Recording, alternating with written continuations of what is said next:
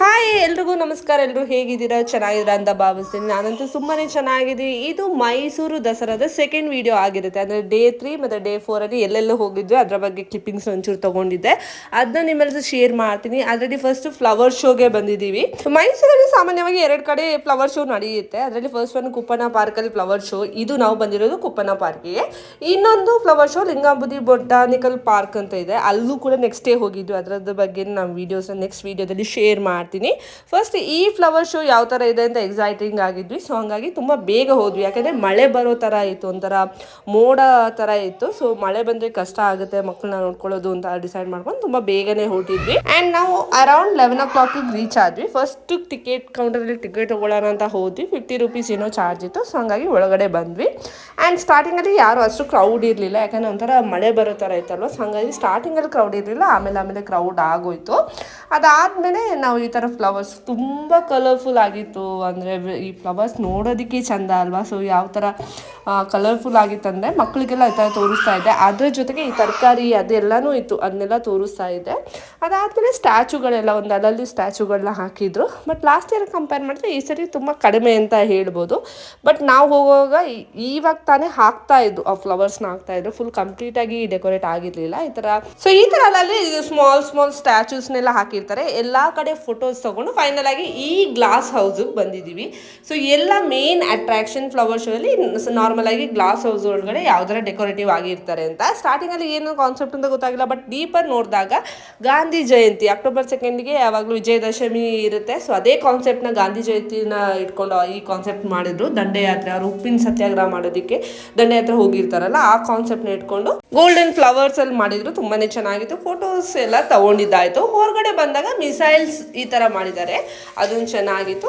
So ಅಲ್ಲಲ್ಲಿ ಕೆಲವು ಕಾನ್ಸೆಪ್ಟ್ಗಳು ನನಗೆ ತುಂಬಾ ಇಷ್ಟ ಆಯಿತು, ತುಂಬ ಯುನೀಕ್ ಆಗಿತ್ತು ಕಂಪ್ಯಾರಿಟಿವ್ಲಿ ಲಾಸ್ಟಲ್ಲಿ. ಆ್ಯಂಡ್ ಅದನ್ನೆಲ್ಲ ಕ್ಯಾಪ್ಚರ್ ಮಾಡ್ತಾ ಇದೆ. ಬಟ್ ಕೆಲವೊಂದು ಕ್ಯಾಮರಾದಲ್ಲಿ ಅಷ್ಟೊಂದು ಕ್ಲಿಯರಾಗಿ ಬರ್ತಾ ಇರಲಿಲ್ಲ, ಯಾಕಂದರೆ ಕ್ಲೌಡಿ ಇತ್ತು. ಬಟ್ ಈ ಪೊಸಿಷನ್ ನಾವು ಇಲ್ಲಿ ತೊಗೋತಾ ಇದ್ದೀವಿ, ಇಲ್ಲ ಗ್ರೀನರಿ ತುಂಬಾ ಚೆನ್ನಾಗಿ ಬಂದಿತ್ತು. ಅದರಲ್ಲೊಂದು ರೀಲ್ಸ್ ಕೂಡ ಮಾಡಿದ್ದೆ, ತುಂಬಾ ಅಟ್ರಾಕ್ಟಿವ್ ಆಗಿತ್ತು ಅಂತ ಹೇಳ್ಬೋದು. ಅದಾದಮೇಲೆ ಫ್ಲವರ್ಸ್, ಚಾಮುಂಡೇಶ್ವರಿ ಥರ ಸ್ಟ್ಯಾಚು ಥರ ಮಾಡಿಕೊಂಡು ಹಿಂದ್ಗಡೆ ಫುಲ್ಲು ಹೂವಿನ ಅಲಂಕಾರ ಥರ ಮಾಡಿದ್ರು, ಅದು ಇಷ್ಟ ಆಯಿತು. ಆ್ಯಂಡ್ ಮೋರ್ ಓವರ್ ನಮಗೇನು ಅಡ್ವಾಂಟೇಜ್ ಆಯ್ತಪ್ಪ ಅಂತಂದರೆ, ಸೊ ಸ್ಟಾರ್ಟಿಂಗಲ್ಲಿ ನಾವು ಹೋಗಿರೋದ್ರಿಂದ, ಅಂದರೆ 22nd 23rd ಅಂದರೆ ಇನಿಷಿಯಲ್ ಡೇಸಲ್ಲಿ ಹೋಗಿರೋದ್ರಿಂದ ಫ್ಲವರ್ಸು ಹಾಗೆ ಚೆನ್ನಾಗಿರುತ್ತೆ. ಅದ್ರ ಜೊತೆಗೆ ಕ್ರೌಡು ಕಡಿಮೆ ಇರುತ್ತೆ. ನಮಗೂ ಒಂಥರ ಈ ಥರ ಫೋಟೋಸ್ ತೊಗೊಳೋದಕ್ಕಾಗಿರ್ಬೋದು, ಅವ್ರ ಮೂಮೆಂಟ್ ಆ ಕಡೆ ಈ ಕಡೆ ನೋಡೋದಾಗಿರ್ಬೋದು, ತುಂಬ ಒಂಥರ ಪೀಸ್ ಆಫ್ ಮೈಂಡ್ ಇರುತ್ತೆ ಅಂತ ಹೇಳ್ಬೋದು. ಬಟ್ ಯಾವಾಗ ಕ್ರೌಡ್ ಜಾಸ್ತಿ ಆಗುತ್ತೆ ಆವಾಗ ಇದನ್ನೆಲ್ಲ ನೋಡೋಕ್ಕಾಗಲ್ಲ. ಲಾಸ್ಟ್ ಇಯರ್ ನಮ್ಗೆ ಅದೇ ಪ್ರಾಬ್ಲಮ್ ಆಗಿರೋದು. ವಿಜಯದಶಮಿ ಹಿಂದಿನ ದಿನ ಹೋಗಿದ್ವಿ, ಫುಲ್ ಕ್ರೌಡಲ್ಲಿ ಇಡೀ ಫ್ಲವರ್ಸ್ ಅಲ್ಲಲ್ಲಿ ಇದಾಗಿರೋದು ಅದೆಲ್ಲ ಇತ್ತು. ಸೊ ಈ ಇಯರ್ ಆ ತಪ್ಪು ಮಾಡೋಕ್ಕೆ ಹೋಗಿರಲಿಲ್ಲ. ಸೊ ಬಬ್ಲುನ ನಮ್ಮ ಬಾಬಾ ಇಟ್ಕೊಂಡಿದ್ರು, ನಾನು ಸೋನುನ ಇಟ್ಕೊಂಡಿದ್ದೆ. ಅದಾದಮೇಲೆ ಅಂಬಾರಿ ಹೊತ್ತಿರೋ ಈ ರೋಸಲ್ಲಿ ಮಾಡಿರೋದಾಯ್ತು, ತುಂಬಾ ಚೆನ್ನಾಗಿ ಅಟ್ರಾಕ್ಟಿವ್ ಆಗಿತ್ತು. ಸೊ ಫೋಟೋಸ್ ಎಲ್ಲ ತೊಗೊಂಡು ನೆಕ್ಸ್ಟ್ ನಾವು ಆಹಾರ ಮೇಳಕ್ಕೆ ಬಂದಿವಿ. ಮಧ್ಯಾಹ್ನ ಮನೆಗೆ ಹೋಗಿ ಊಟ ಮಾಡ್ಕೊಂಡು ಅದಾದಮೇಲೆ ಚೇಂಜ್ ಮಾಡ್ಕೊಂಡು ಆಹಾರ ಮೇಳಕ್ಕೆ ಬಂದಿದ್ವಿ. ಸೊ ಆಹಾರ ಮೇಳದಲ್ಲಿ ಏನೆಲ್ಲ ಎಲ್ಲ ವೆರೈಟಿ ಟ್ರೈ ಮಾಡಬೇಕು ಅಂತ ಅನ್ನೋದಿತ್ತು. ಫಸ್ಟ್ ನಾನು ನೋಡಿರೋದೇ ಈ ಜೋಳದ ರೊಟ್ಟಿ, ಎಣ್ಣೆಕಾಯಿ. ನಾವು ಹೋಗಿರೋ 6 to 7 ಮೆಂಬರ್ಸ್. ಸೊ ಒಂದೊಂದು ಪ್ಲೇಟ್ ತೊಗೊಳ್ಳೋಣ, ಸೊ ಎಲ್ಲನೂ ಟ್ರೈ ಮಾಡೋಕ್ಕಾಗುತ್ತೆ. ಫಸ್ಟೇ ನಾವು ರೈಸ್ ಐಟಮ್ ಏನಾದ್ರು ತೊಗೊಳ್ತೀವಿ ಅಂದರೆ ಡೆಫಿನೆಟ್ ಆಗಿ ಹೊಟ್ಟೆ ತುಂಬುತ್ತೆ, ತಿನ್ನೋಕ್ಕಾಗಲ್ಲ ಅನ್ನೋ ಕಾನ್ಸೆಪ್ಟ್ ಇದ್ದಿದ್ದು. ಎಲ್ಲ ಒಂದೊಂದು ಪ್ಲೇಟ್ ತೊಗೊಳ್ಳೋಣ, ಒಂದೊಂದು ಬೈಟ್ ತೊಗೊಳ್ಳೋಣ, ಅದರಲ್ಲೇ ಆಗೋಗುತ್ತಲ್ವ. ಸೊ ಹಾಗಾಗಿ ನಾನು ಫಸ್ಟ್ ನೋಡಿರೋದೇ ಜೋಳದ ರೊಟ್ಟಿ. ನನ್ನ ಮನಸ್ಸಲ್ಲಿತ್ತು, ಅಂದರೆ ಲಾಸ್ಟ್ ಇಯರು ಜೋಳದ ರೊಟ್ಟಿ ಎಲ್ಲ ಬಂದಿತ್ತಲ್ವ. ಸೊ ಈ ಸರಿ ಜೋಳದ ರೊಟ್ಟಿ ಮತ್ತು ಎಣ್ಣೆಕಾಯಿ ತಿನ್ನಬೇಕು ಅಂತ ತುಂಬ ಆಸೆ ಆಗ್ತಾಯಿತ್ತು. ಫಸ್ಟ್ ಹೋಗಿ ನಾನು ತೊಗೊಂಡಿರೋದೇ ಈ ಜೋಳದ ರೊಟ್ಟಿನ.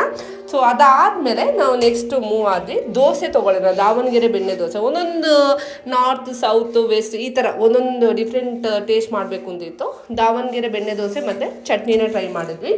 ಬಟ್ ನನಗೆ ದಾವಣಗೆರೆ ಅಂದರೆ ಇದಕ್ಕಿಂತ ಮುಂಚೆ ತಿಂದಿದ್ದೆ. ಸೊ ಬಟ್ ಆ ಫ್ಲೇವರ್ ಬಂದಿಲ್ಲ ನನಗೆ ದಾವಣಗೆರೆದು. ಸೊ ಅದು ಚೆನ್ನಾಗಿತ್ತು, ಕ್ರಿಸ್ಪಿಯಾಗಿ ಚೆನ್ನಾಗಿತ್ತು ಅಂತ ಹೇಳ್ಬೋದು. ಸೊ ಅಲ್ಲಿ ಟ್ರೈ ಮಾಡಿದ್ಮೇಲೆ ನೆಕ್ಸ್ಟ್ ನಮಗೆ ಈ ಆಲೂ ಟಿಕ್ಕಿ ಮಸಾಲ ಥರ ಇತ್ತು, ಅದನ್ನ ತೊಗೊಳ್ಳೋಣ, ಇಲ್ಲಾಂದರೆ ಚೋಲೆ ಭಟೂರೆ ತೊಗೊಳ್ಳೋಣ, ಇದರಲ್ಲಿ ಆಪ್ಷನ್ ಇತ್ತು. ಬಟ್ ನಾನು ತೊಗೊಂಡಿರೋದು ಚೋಲೆ ಭಟೂರೆ. ಯಾವುದಕ್ಕೂ ಟ್ರೈ ಮಾಡೋಣ, ಯಾಕಂತಂದರೆ ಚೋಲೆ ಭಟೂರೆ ನಾರ್ತ್ ಸ್ಟೈಲಲ್ಲೂ ಜಾಸ್ತಿ ಇಷ್ಟಪಡೋದು. ಸೊ ಯಾವ ಥರ ಇರುತ್ತೆ ಅಂತ ಟ್ರೈ ಮಾಡೋಣ ಅಂತ ನೋಡಿದ್ವಿ. ಅದೆಲ್ಲ ತಿನ್ಕೊಂಡು ಅದಾದಮೇಲೆ ನಾವು ನೆಕ್ಸ್ಟ್ ಟ್ರೈ ಮಾಡಿರೋದೆ, ಸೊ ವೆಸ್ಟರ್ನಲ್ಲಿ ಏನಾದರೂ ತಗೊಳ್ಳೋಣ. ಮೋಮೋಸ್ ಇಲ್ಲ ಅಂತಂದರೆ ಬರ್ಗರ್ ತೊಗೋಬೇಕು ಅಂತಿದ್ದು. ಬಟ್ ಮೋಮೋಸಲ್ಲಿ ಅಷ್ಟು ಚೆನ್ನಾಗಿಲ್ಲ ಅಂತ ನೋಡಿದಾಗ ಅನ್ನಿಸ್ತು. ಅದಕ್ಕಾಗಿ ವೆಜ್ ಬರ್ಗರ್ನ ಕೋಂಬೋ ಆಫರಲ್ಲೇನೋ ಕೊಟ್ಟಿದ್ರು, ಒಂದು ಬಾಟಲ್ ಫ್ರೆಂಚ್ ಫ್ರೈಸ್, ಅದ್ರ ಜೊತೆಗೆ ಈ ಥರ ಬರ್ಗರ್ ಕೊಡೋಕೆ ಇದು ಆಪ್ಷನ್ ಇತ್ತು. ಸೊ ಹಾಗಾಗಿ ಅದನ್ನು ಟ್ರೈ ಮಾಡೋಣ ಇವಾಗ ಅಂತ ಅದನ್ನು ಆರ್ಡರ್ ಮಾಡಿದ್ವಿ. ಅದು ಕೂಡ ಕೂಡ ಚೆನ್ನಾಗಿತ್ತು ತುಂಬಾನೇ. ಅಂದರೆ ಈ 160 ರುಪೀಸ್ಗೆ ಇಷ್ಟು ಐಟಮ್ ಕೊಡ್ತಾರೆ ಅಂತ ಅನ್ಕೊಂಡಿರಲಿಲ್ಲ. ಅದಾದಮೇಲೆ ನಾವು ನಾನ್ ವೆಜ್ ಸೆಕ್ಷನ್ಗೆ ಬಂದಿದ್ದು. ಮಡ್ಕ ಬಿರಿಯಾನಿ ಅಂತ ಆಪ್ಷನ್ ಇತ್ತು, ತುಂಬ ಫೇಮಸ್ ಆಗಿರೋದು ಅಂತ ಎಲ್ಲ ಇತ್ತು. ಅದ್ರ ಜೊತೆಗೆ ಪೆಪ್ಪರ್ ಚಿಕನ್ ಕೂಡ ತೊಗೊಂಡ್ವಿ. ನನ್ನ ಹಸ್ಬೆಂಡ್ ಕೂಡ ಬಂದಿರೋದನ್ನ ಅವ್ರು ಹೇಳಿದ್ರು ಚೆನ್ನಾಗಿದೆ ಟ್ರೈ ಮಾಡಿ ಅಂತ. ಬಟ್ ಅಷ್ಟೊಂದು ಇಷ್ಟ ಆಗಿಲ್ಲ ನನಗೆ ಕಂಪ್ಯಾರಿಟಿವ್ಲಿ. ಅದಕ್ಕೆ ನೋಡಿದ್ರೆ ನನಗೆ ವೆಜ್ಜೇ ತುಂಬ ಇಷ್ಟ ಆಗಿರೋದು. ಅದೆಲ್ಲ ತಿನ್ಕೊಂಡು ಇನ್ನೂ ಮಕ್ಕಳಿಗೆ ಆಟ ಆಡ್ಸೋದಕ್ಕೆ ಈ ಥರ ಕಿಡ್ಸ್ ಏರಿಯಾಕ್ಕೆ ಬಂದ್ವಿ. ಸೊ ಕಿಡ್ಸಲ್ಲಿ ಈ ಥರ ಬೋಟಿಂಗ್ ಸೆಕ್ಷನ್ ಇತ್ತು, 50 ರುಪೀಸ್ ಎಂಟ್ರಿ ಇತ್ತು, ಪರವಾಗಿಲ್ಲ ಅಂತ. ಸೊ ನಮ್ಮ ಬಬ್ಲು ಇಂಟ್ರೆಸ್ಟ್ ಇತ್ತು, ಸೋನು ಇಂಟ್ರೆಸ್ಟ್ ಇದ್ದು, ಇಬ್ಬರೂ ಸೇರ್ಕೊಂಡು ಈ ಥರ ಆಟ ಆಡಿಸಿದ್ವಿ. ಆ್ಯಂಡ್ ತುಂಬ ಚೆನ್ನಾಗಿ ಅವರು ಎಕ್ಸ್ಪೀರಿಯೆನ್ಸ್ ಮಾಡಿದ್ರು ಕೂಡ. ತುಂಬ ಚೆನ್ನಾಗಿತ್ತು ಈ ಥರ ರೋಲ್ ಮಾಡಿಕೊಂಡು ಮೂವ್ ಮಾಡೋದು. ಸ್ಟಾರ್ಟಿಂಗಲ್ಲಿ ಹೆದರ್ಕೋತಾರೆ ಅಂತ ಅಂದ್ಕೊಳ್ತಾ ಇದ್ದೆ, ಬಟ್ ಇವಾಗ ದೊಡ್ಡವರಾಗಿದ್ದಾರಲ್ಲ, 3 ವರ್ಷ ಆಗ್ತಾ ಬಂತು. ಸೊ ಎಲ್ಲನೂ ಅವರು ಎಕ್ಸ್ಪ್ಲೋರ್ ಮಾಡ್ತಾ ಇದ್ದಾರೆ ಅಂತ ಹೇಳ್ಬೋದು. ಸೊ ಅದೆಲ್ಲ ಆಗಿ ಸೊ ನೆಕ್ಸ್ಟ್ ಟ್ರಂಬ್ಲಿನ್ ಇತ್ತು, ಬೈಕಿಂಗ್ ಎಲ್ಲ ಕಿಡ್ಸ್ ಏರಿಯಾದಲ್ಲಿ ಏನೆಲ್ಲ ಇತ್ತು ಅದನ್ನೆಲ್ಲ ನಾವು ಟ್ರೈ ಮಾಡಿದ್ವಿ. ಅದಾದಮೇಲೆ ನಾವು ಟ್ರಂಪೋಲಿನ್ಸ್ ಇದರಲ್ಲಿ ಹೋದ್ವಿ. ಇವ್ರು ಆಲ್ರೆಡಿ ವಯನಾಡಲ್ಲಿ ಆಟ ಆಡಿದ್ರು ಆಯಿತಾ. ಸೊ ಎಲ್ರಿಗೂ ಗೊತ್ತಿತ್ತು ಥರ ಯಾವ ಥರ ಜಂಪ್ ಮಾಡೋದು ಅಂತ. ಸೋನು ಬಬ್ಬಿಗೆ ಇಬ್ರಿಗೂ ಗೊತ್ತಿತ್ತು. ಸೊ ಹಂಗಾಗಿ ನಾವು ಟ್ರಂಪೋಲಿನ್ ಸೆಕ್ಷನ್ಗೆ ಹೋದ್ವಿ. ಅದಾದಮೇಲೆ ಇದೆಲ್ಲ ಈ ಶನಿ ಕೂಡ ಈ ಥರ ಕಾರಲ್ಲಿ ಆಟ ಆಡ್ತಾಯಿತ್ತು. ಅದೆಲ್ಲ ಆದಮೇಲೆ ಇನ್ನೂ ಹೊಟ್ಟೆ ಫುಲ್ ಆಗಿತ್ತಲ್ವ, ಏನು ಯಾವುದು ಇನ್ನೂ ಎಕ್ಸ್ಪ್ಲೋರ್ ಮಾಡೋದು ಬೇಡ ಆಹಾರದ ಮೇಲೆ ಅಂತ ಮನೆಗೆ ಬಂದ್ವಿ. ಇದಿಷ್ಟ ಆಗಿತ್ತು ನಮ್ಮ ಡೇ. ತುಂಬಾ ಚೆನ್ನಾಗಿತ್ತು, ಎಕ್ಸ್ಪೀರಿಯೆನ್ಸ್ ಅಂತೂ ಚೆನ್ನಾಗಿತ್ತು ಅಂತ ಹೇಳ್ಬೋದು.